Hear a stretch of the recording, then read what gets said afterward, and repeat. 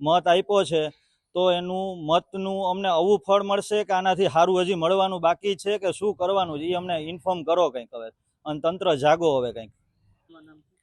હાલો, મારું નામ જોશી હિના છે. અમે રાજીવનગરમાં હોન્ડાના સર્વિસ સ્ટેશન પાસે રહીએ છીએ.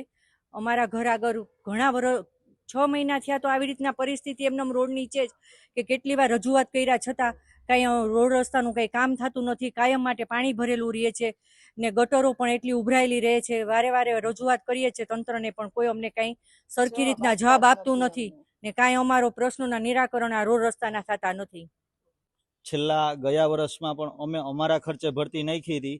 આજ વખતે તંત્રને વારે ઘડીએ જાણ કરી કે ઘણીવાર ફરિયાદ કરી કે ભાઈ આનું કંઈ નિરાકરણ કરો, તો એ પણ એમને કંઈ થતું નથી. માટી નખાણી તો એક દિવસ પીળી માટી નાખી ગયા, કાળી માટીની બદલે.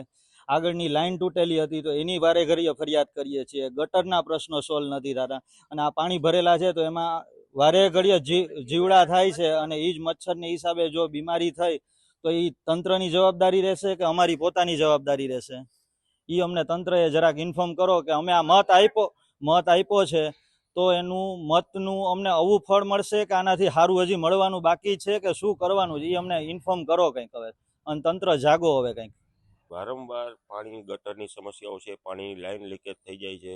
તંત્રને વારંવાર રજૂઆત કરવા છતાં સ્ટાફ નથી, આવું છે. તો ભાઈ તમે વેરા કહેવાનું, વેરા લીધા એનો કોઈ પ્રોબ્લેમ નથી, તો તમે કામ તો કમસે કમ કરો. ગટરું તૂટી જાય, લાઈનો તૂટી જાય, છલકાઈ જાય, તો એનો કોઈ તમારી પાસે નિરાકરણ નથી.